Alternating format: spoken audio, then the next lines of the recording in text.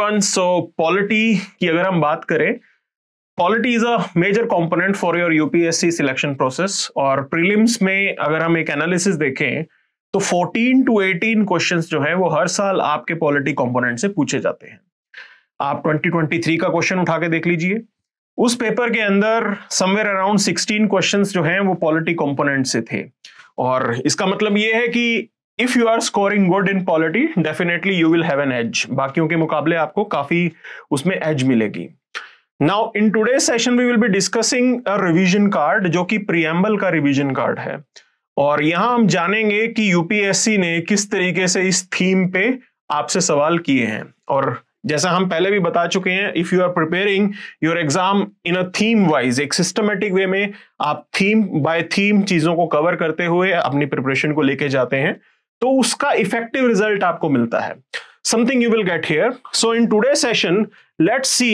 Now first will be starting with the analysis. तो कुछ एक पास्ट पीवाईक्यूज हम देखते हैं कि कैसे यूपीएससी ने यहाँ पे आपसे सवाल किए हैं। And to download this particular document आपको कुछ नहीं करना है, आपको गूगल सर्च करना है। प्रीलिम्स थीम्स को लेके आप एक सर्च करेंगे, आप DIS हब की वेबसाइट पे जाएंगे, वहां पे जाके आप इस पर्टिकुलर डॉक्यूमेंट को डाउनलोड भी कर सकते हैं। So as you can see on the screen, यहां पे यूपीएससी ने ये आपसे सवाल किया था 2021 के अंदर। ये प्रीएम्बल पे बेस्ड सवाल है और यूपीएससी वाज आस्किंग कि भाई बताइए इंडिया का एग्जैक्ट स्टेटस क्या था 26 ऑफ जनवरी जो है 1950 पे। इस डेट पे भारत का स्टेटस क्या था। अब प्रीएम्बल को जब हम पढ़ने जाते हैं तो हमें पता लगता है कि ये जो हमारा इंट्रोडक्शन टू द कॉन्स्टिट्यूशन है वो हमारे कॉन्स्टिट्यूशन को कंप्लीट करने के बाद बनाया गया था। नॉर्मली हम जब बात करते हैं तो इंट्रोडक्शन को पहले डाला जाता है, पहले बनाया जाता है, लेकिन हमारे कॉन्स्टिट्यूशन मेकर्स एक चीज मेक श्योर करना चाहते थे कि हमारे प्रीएम्बल से ही आपको ये रिफ्लेक्शन मिल जाए कि आपके कॉन्स्टिट्यूशन में क्या दे रखा है। और इसी के लिए पहले उन्होंने कॉन्स्टिट्यूशन को प्रिपेयर किया, पूरा बनाया। लेटर ऑन फाइनल स्टेज पे एक बार जब ड्राफ्ट था, बाद में आपने इसको ऐड किया था प्रीएम्बल को। और वही ये पूछ रहे हैं कि बताइए जब ये एडिशन हुआ हमारे यहाँ पे प्रीएम्बल का, तो क्या स्टेटस हमारा था। अब नॉर्मल एक ये सवाल है। अब हमारे यहाँ पे कुछ एक कॉन्स्टिट्यूशन अमेंडमेंट्स भी हुए हैं, प्रीएम्बल भी अमेंड हुआ है, प्रीएम्बल के अंदर कुछ एडिशंस भी हुए हैं, वो आइडिया हमें पता होना चाहिए। ठीक है, this is the demand of this first question. Second question पे अगर हम आते हैं तो it is asking about preamble to the constitution is, क्या ये पार्ट टू द कॉन्स्टिट्यूशन है, क्या इसका सेम लीगल इफेक्ट है as any other part, or it is a part of constitution but has no legal effect independently of other parts। ये इसका एक standard question UPSC ने पूछा। पार्ट तो है, ये तो हम देख ही लेंगे। क्या ये इंटीग्रल पार्ट है, वो भी हम देख लेंगे, क्योंकि कोर्ट के जजमेंट्स हैं, उसके बेस पे आप ये क्वेश्चन को कर सकते हैं। ठीक है। थर्ड क्वेश्चन देखिए आप, the mind of the makers of the constitution is reflected in which one of the following. तो डेफिनेटली प्रीएम्बल से ही रिफ्लेक्शन हमें मिलती है। मैंने आपको बताया था कि हमारे कॉन्स्टिट्यूशन मेकर्स ने एक चीज की, पहले हमारा कॉन्स्टिट्यूशन बनाया गया, उसके बाद ये कंपोनेंट ऐड किया गया था उसके अंदर। आइडिया ये था कि भी जो आपका इंट्रोडक्शन है वो एज इट इज रिफ्लेक्ट कर दे कि हमारे कॉन्स्टिट्यूशन की एसेंस क्या है, किन वैल्यूज पे आपका कॉन्स्टिट्यूशन जो है वो इस देश को गवर्न करने के लिए बनाया गया है, वो जानकारी हमें हमारे प्रीएम्बल से मिलती है। ठीक है जी।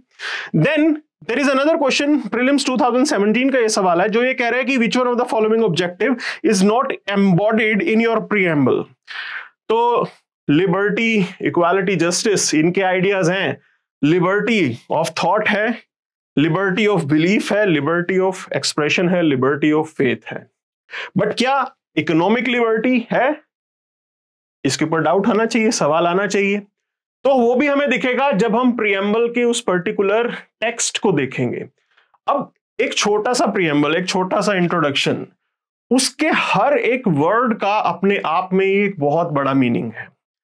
तो हमें उन सब चीजों की क्लैरिटी होनी चाहिए। ये बहुत छोटी सी चीज थी जो यूपीएससी ने पूछी है, लेकिन आपको इसके बारे में पता जरूर होना चाहिए। Then there is a fifth question which says that economic justice as one of the objective of the constitution has been provided in। तो ये कहां पूछा गया है, इकोनॉमिक जस्टिस कहां जो है बताया जा रहा है। तो यहाँ पे प्रीएम्बल एंड डीपीएसपीज उनके अंदर जो है जरूर इसके बारे में एक रेफरेंस दिया गया है. So all these questions are of different type, different demand is there, लेकिन अगर इसका एक सेम सिंगल सोर्स आपको मिले in a revision card form, there cannot be anything better than that, and this is what we have got for you. So this is your revision card for polity, जिसके अंदर सारी चीजों को अच्छे से detail में बताया गया है, and we are going to cover those things one by one. So as you can see, हमें मालूम होना चाहिए कि preamble का मीनिंग क्या होता है.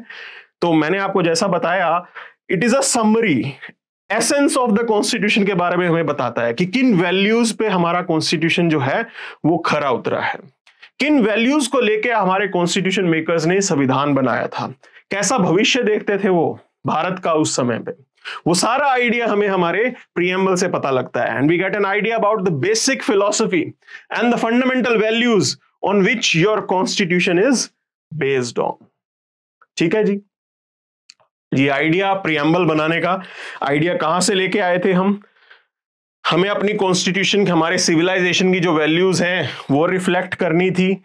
फ्रीडम स्ट्रगल जिसके लिए लड़ाई लड़ी गई थी, क्या ये सिर्फ अंग्रेजों को भगाने की लड़ाई थी? वो तो सिर्फ एक तरीके से पॉलिटिकल इंडिपेंडेंस होती है ना. अगर आप सोशल इंडिपेंडेंस की बात करें, downtrodden section, weaker section, women, person with disability, इन सब की लड़ाई थी वो, और उसी का रिफ्लेक्शन जो है आपके प्रीएम्बल के अंदर आया. So it was inspired by all these things, political ideas जो उस समय पे चल रहे थे.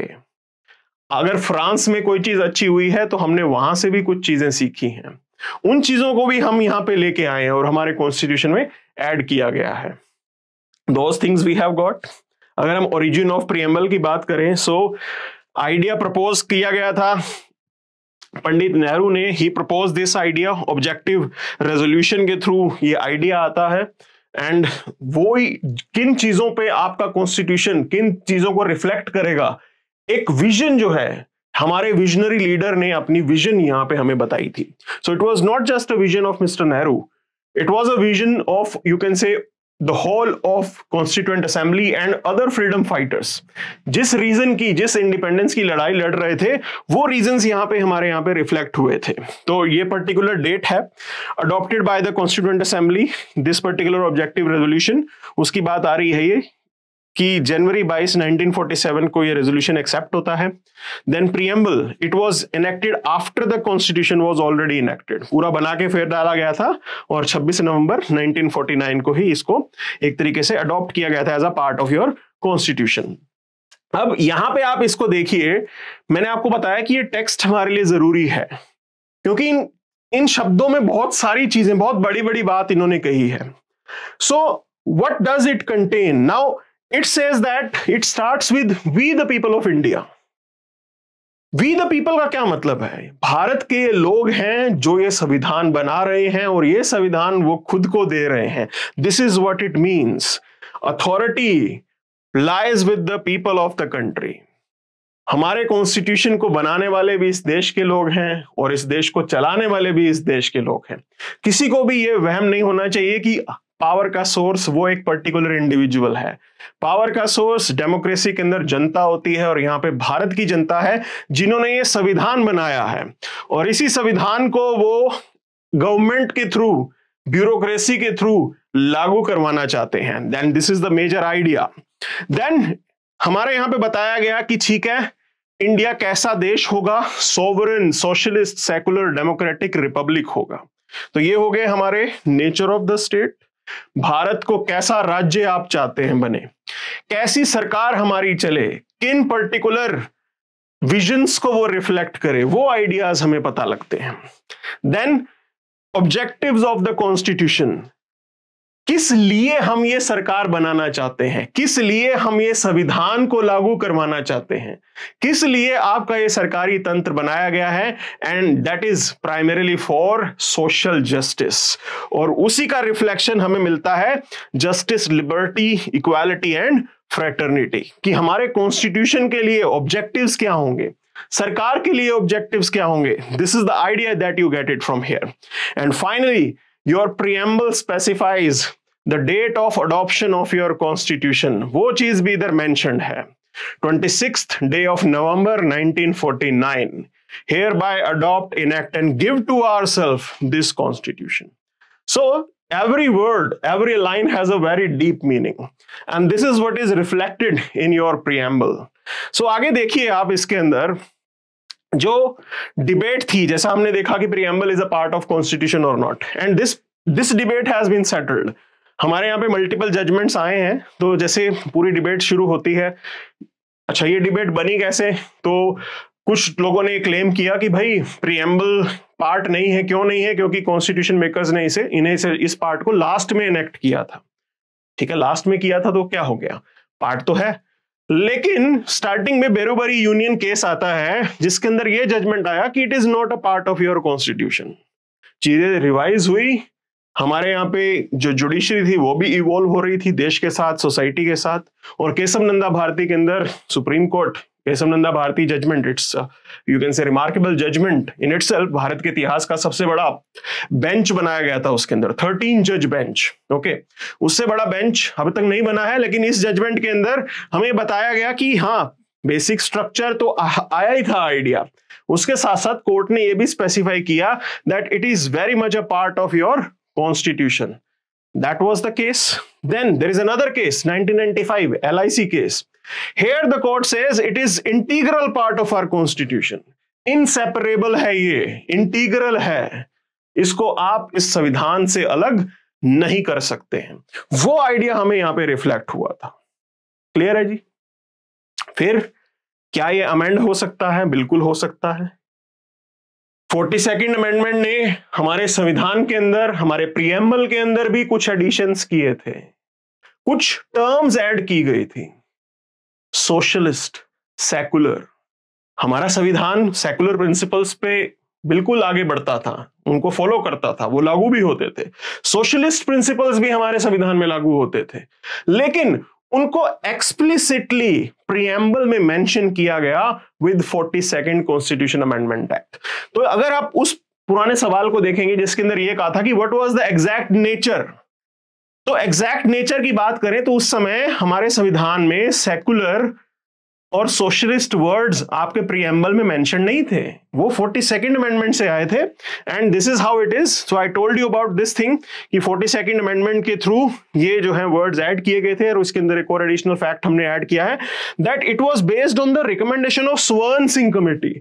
नॉर्मली स्वर्ण सिंह कमेटी को जब हम देखते हैं तो हमें पता लगता है कि फंडामेंटल ड्यूटीज के साथ एसोसिएट की जाती है, लेकिन यहां पे आप देखेंगे कि 42nd अमेंडमेंट के अंदर जब ये वर्ड्स ऐड हुए, सोशलिस्ट, सेकुलर, इंटीग्रिटी, ये वर्ड भी स्वर्ण सिंह कमेटी ने ही सजेस्ट किए थे, और उसी के बेस पे जो है मैडम इंदिरा गांधी उस टाइम हमारी प्रधानमंत्री हुआ करती थी, और उन्होंने इन चीजों को लेके आगे फैसिलिटेशन किया था। देन मेन सवाल बनता है एनफोर्सेबिलिटी इन द कोर्ट में। तो क्या ये एनफोर्सेबल इन द कोर्ट है? नहीं।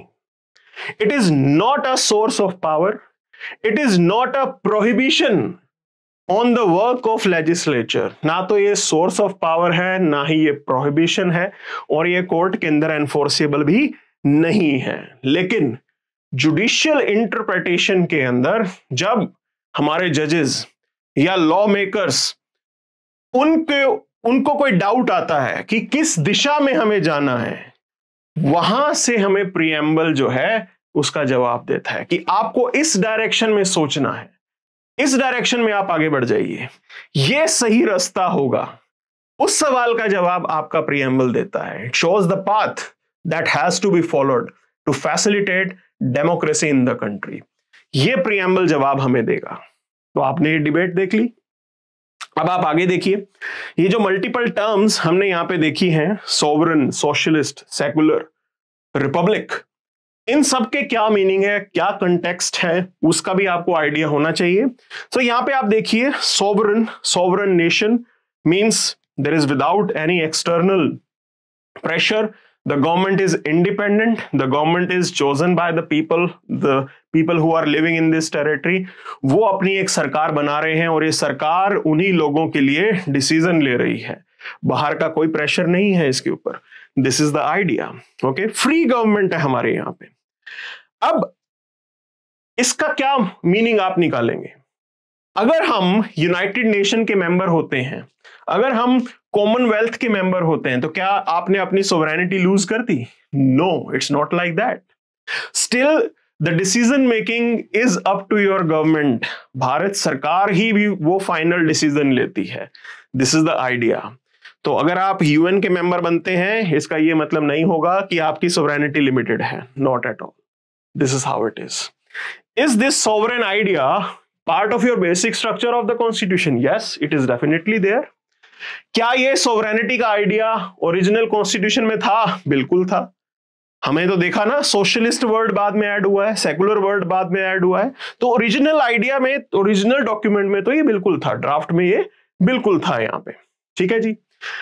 अगर आप अगले प्रिंसिपल को देखेंगे, ये हमारे नेचर ऑफ स्टेट अगर हम देख रहे हैं अभी, सो सोशलिस्ट इंडिया का जो है एक तरीके से इंपॉर्टेंट फीचर रहा है.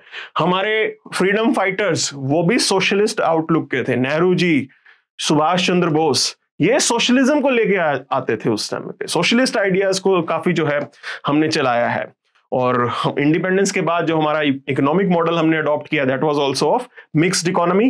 वो भी सोशलिस्ट आइडिया पे बेस्ड था. यहाँ पे स्टार्टिंग के अंदर पब्लिक सेक्टर यूनिट्स को ये रिस्पॉन्सिबिलिटी दी गई थी कि आप लीडिंग रोल प्ले करेंगे, आप जो है इस देश की इंडस्ट्रियल ग्रोथ को आगे लेके जाएंगे. सरकारी कंपनीज ने ये सब किया था. ठीक है जी. अब देखिए, ये वर्ड बेशक हमने 42nd कॉन्स्टिट्यूशन अमेंडमेंट के टाइम पे ऐड किया था, लेकिन इसका यह मतलब नहीं है कि हमारे यहां पे सोशलिज्म नहीं था या भारत की सरकार सोशलिस्ट प्रिंसिपल्स पे नहीं चलती थी. बिल्कुल चलती थी. 42nd कॉन्स्टिट्यूशन अमेंडमेंट ने सिर्फ एक्सप्लिसिटली मेंशन करवा दिया कि इस देश की जनता जब भी अपना संविधान उठाए और संविधान पढ़ेगी तो सबसे पहले क्या नजर आएगा? प्रीएम्बल नजर आएगा. और जैसे ही वो प्रीएम्बल पढ़ेंगे, उनको पता लगेगा कि अरे, हमारा कैसा देश है? सोशलिस्ट आइडियाज को सपोर्ट करने वाला देश है. तो एक्सप्लिसिट रिमाइंडर आप देखेंगे कि 42nd अमेंडमेंट के बाद डला, लेकिन सिस्टम हमारा सोशलिस्ट जरूर था. There is no doubt about it. अच्छा, फिर एक सवाल आया 1991 के अंदर, जब हमने एलपीजी रिफॉर्म करते हैं हम, लिबरलाइजेशन, प्राइवेटाइजेशन, ग्लोबलाइजेशन, तो इसका क्या मतलब हुआ कि आपने अपना सोशलिस्ट आइडियाज को छोड़ दिया है? नहीं, बिल्कुल नहीं छोड़ा है. रास्ते बदले हैं लेकिन मंजिल अभी भी वही है. यह सुप्रीम कोर्ट ने बोला है. सरकार रेवेन्यू जनरेट कर रही है टैक्स लगा के, और उस रेवेन्यू को हम सोशल वेलफेयर में यूज कर रहे हैं. आप सबने कोविशील्ड वैक्सीन लगवा रखी है कोरोना की, सरकारी पैसे पे है वो. ये आइडिया है सोशलिज्म का. So we are still socialist in those aspects here. अब अगर आप देखेंगे, मिक्स्ड इकोनॉमी का आइडिया हमने अडॉप्ट किया और बेसिक स्ट्रक्चर का ये पार्ट है. ओरिजिनल टेक्स्ट में नहीं था, 42nd कॉन्स्टिट्यूशन अमेंडमेंट के थ्रू आपने इसे ऐड किया है. और जब भी हम सोशलिस्ट आइडियाज की बात करते हैं तो हमें एक भी बात समझनी है. We are here addressing the social inequality and economic inequality. और आपको फैसिलिटेट क्या करना है? सोशल इक्वालिटी और इकोनॉमिक इक्वालिटी को. ये हमारा मेजर गोल है. तो डिस्ट्रीब्यूटिव जस्टिस करेंगे हम इन चीजों को लेके, डिस्क्रिमिनेशन को एंड करेंगे. उन चीजों को ये रिफ्लेक्ट करता है. इक्वल स्टेटस होना चाहिए, सबको बराबर अपॉर्चुनिटीज मिलनी चाहिए. यह है हमारा सोशलिज्म. हम ये नहीं कहते कि आप यूएसएसआर की तरह कम्युनिस्ट रेजिम लगाओ, एक सिंगल पार्टी होनी चाहिए. हम ये नहीं कहते. हम ये नहीं कहते कि चाइना वाला सोशलिज्म हमें चाहिए. नहीं, हमारे लिए हम मल्टी पार्टी डेमोक्रेटिक सिस्टम रहते हुए भी अगर हम इन चीजों को फैसिलिटेट करते हैं, सरकार जनता के लिए काम करती है, उनके स्टैंडर्ड ऑफ लिविंग को बढ़ाने के लिए काम करती है, वो हमारी डायमेंशन है सोशलिज्म की. तो आपका सोशलिज्म भी काफी इंक्लूसिव है. ठीक है जी. वैसे ही सवाल बना सेकुलरिज्म को लेके. आइडिया हम एक्सप्लोर करते हैं और हम बात करते हैं इंडियन सेकुलरिज्म को, जिसको हम बोलते हैं कि पॉजिटिव डायमेंशन है, ये पॉजिटिव डेफिनेशन है. ये इंडियन सेकुलरिज्म इंक्लूसिव है. हम नहीं कहते कि आपको जो है एब्सोल्यूट सेपरेशन ऑफ स्टेट होना चाहिए फ्रॉम रिलीजन. स्टेट का अपना कोई ऑफिशियल रिलीजन नहीं होना चाहिए, उसको हम जरूर सपोर्ट करते हैं, लेकिन जरूरत पड़ने पर स्टेट को भी कभी कभी डिस्क्रिमिनेशन को एंड करने के लिए रिलीजियस मैटर्स में जाना पड़ता है. तो सबरीमाला जजमेंट आपके सामने है. ठीक है. तो हमारा जो सेकुलरिज्म है, it treats all religion in with same eye, equal eye में हम देखते हैं सारे रिलीजन हमारे लिए बराबर हैं. कोई ऑफिशियल रिलीजन नहीं है आपका. आपके यहाँ पे आर्टिकल 25 भी है जो कि आपके प्रीएम्बल के सेकुलरिज्म वाले आइडिया को सपोर्ट करता है। Freedom to follow your religion, freedom to preach, practice and propagate your religion, ये सब आइडियाज आपके कॉन्स्टिट्यूशन में ही दे रखे हैं। ठीक है जी, इक्वालिटी ऑफ ऑल है यहाँ पे, रिलीजियस टॉलरेंस है इंडियन सोसाइटी के अंदर, और ये भी बेसिक स्ट्रक्चर का पार्ट है। ओरिजिनल संविधान में ये नहीं था। अब ये जजमेंट है SR Bommai versus union of India, जिसके अंदर ये एक चीज मेक श्योर की गई that it is part of your basic structure. ये एडिशनल पॉइंट है जो आपको याद रखना होगा। कोर्ट ने ही डिक्लेयर किया कि सेकुलरिज्म हमारे बेसिक स्ट्रक्चर का पार्ट है। ठीक है जी। अब next principle that we talk about is a democratic principle. So we have elected government, periodic election यहाँ पे होते हैं 5 साल के अंदर, अब भी होने वाले हैं लोकसभा इलेक्शन। ठीक है जी, आप अपना यूनिवर्सल एडल्ट फ्रेंचाइज है, आप अपना वोटिंग राइट एक्सरसाइज करेंगे, जोन से भी लीडर आपको पसंद है उनको आप यहाँ पे चूज करेंगे, एंड पार्लियामेंट्री डेमोक्रेसी का सिस्टम है, and this is part of your basic structure. ठीक है, ओरिजिनल टेक्स्ट के अंदर भी ये एज इट इज ही था। तो political, social and economic democracy हम यहाँ से फैसिलिटेट करना चाहते हैं। There are other aspects, rule of law is there, independence of judiciary is there, and absence of discrimination. ये सब भी डेमोक्रेटिक प्रिंसिपल्स ही हैं जो कि आपके कॉन्स्टिट्यूशन में और भारत सरकार के काम करने के तरीके में रिफ्लेक्ट होते हैं। Then we are a republic. The idea is we have a head of state who is elected. हमारे यहाँ पे मोनार्कियल हेरिडिटरी सिस्टम नहीं है कि राजा का बेटा राजा बनेगा, वो चीज नहीं है यहाँ पे। सो एग्जिस्टिंग प्रेसिडेंट, आप देखिए वो किस बैकग्राउंड से हैं, वो क्या उनकी लाइफ की स्ट्रगल रही है, और वो अब हमारे यहाँ पे फर्स्ट सिटीजन ऑफ इंडिया उनको हम बुला रहे हैं। सो आप ये आइडिया देखिए। So the idea is that here we have a person who is elected either directly or indirectly, who is there for a fixed tenure। 5 साल के बाद जो है दोबारा प्रेसिडेंशियल इलेक्शन होंगे, वो कंटेस्ट भी कर सकते हैं, लेकिन कोई नया इंडिविजुअल भी वहां पे आ सकते हैं। So this idea we have, that's why we are termed as a republic. ये हमारा बेसिक नेचर था इंडियन स्टेट का। अब आप देखेंगे, मैंने आपको बताया कि हम इस पूरे सरकारी तंत्र से क्या अचीव करना चाहते हैं, किस लिए आपने जो है इतना संविधान बनाया, किन गोल्स को, किन ऑब्जेक्टिव्स को आप यहां पे ढूंढ रहे हैं जिनको आप पाना चाहते हैं। So that idea we get it through our preamble. तो जस्टिस एक इंपॉर्टेंट ऑब्जेक्टिव है। जस्टिस की बात करें, distributive justice, socio economic justice हम यहां से अचीव करना चाहते हैं। पॉलिटिकल राइट्स हैं, यहाँ पे पॉलिटिकल ऑफिसेस हैं, आप भी जाके प्रेसिडेंट का इलेक्शन लड़ सकते हैं अगर आपने एक सर्टेन एज क्वालिफिकेशन को कंप्लीट कर दिया है तो। ठीक है जी। Economic justice is there, economic basis पे कोई डिस्क्रिमिनेशन नहीं है, इनइक्वालिटीज को हम रिमूव करना चाहते हैं। डीपीएसपी भी हैं हमारे जो आइडियाज को सपोर्ट कर रहे हैं। लिबर्टी की बात करें, liberty the definition is absence of restraints. ठीक है जी। Individual, we as an individual, as a human being, we are born liberate, हम पैदा ही लिबरेट होते हैं। तो हमारे कोई रिस्ट्रिक्शंस नहीं होनी चाहिए, हमारे पोटेंशियल को हमें रियलाइज करना है। अगर रिस्ट्रिक्शंस में आप जकड़े रहेंगे तो आप अपने ट्रू पोटेंशियल को रियलाइज नहीं कर पाएंगे। But here with this we will be achieving it. Freedom, opportunities for development, developing your personality, आप अपने इंटरेस्ट को डेवलप कर सकते हैं, वो आइडिया यहां पे पता लगता है। Freedom of thought, expression, belief, faith and worship, ये फ्रीडम आपके पास है। तो ये फंडामेंटल राइट्स हैं हमारे यहाँ पे कॉन्स्टिट्यूशनल प्रोविजंस के तौर पे। No liberty is absolute, no fundamental right is absolute. Restrictions तो हैं, बिल्कुल हैं यहाँ पे, लेकिन still these provisions are there. आप अपने फंडामेंटल राइट्स को पाने के लिए, इन्फोर्स करवाने के लिए सुप्रीम कोर्ट में भी जा सकते हैं। ये भी प्रोविजन है। इतना अच्छा प्रोटेक्शन आपके कॉन्स्टिट्यूशन ने ही आपको दिया है। Equality, equality of status and opportunities, discrimination आपके अगेंस्ट नहीं होगा। फंडामेंटल राइट में भी ये प्रोविजन है। Civic, political and economic equality it is talking about. We have equality before law and equal protection of law. This is the provision that is there for equality. ये fundamental rights का number है which are there to basically protect your ideas, liberty के ideas को protect करने के लिए। And we talk about कि हमने अलग अलग constitution से कुछ ना कुछ लिया है, So we got these three things, including fraternity, from the French Revolution. France के अंदर रेवोल्यूशन हुआ था, इन आइडियाज के पीछे वो लड़ाई थी जो जनता ने लड़ी वहां पे, और हमने ये आइडियाज जो है फ्रांस से अडॉप्ट किए। ठीक है जी। फ्रेटर्निटी की बात करें, भाईचारा, dignity of an individual has to be assured, unity and integrity of the nation has to be facilitated. देश की संभवता, संप्रभुता, वो चीज आप कभी भी उसमें कॉम्प्रोमाइज नहीं करेंगे। National security is most important for us, unity and integrity of the country is important for us.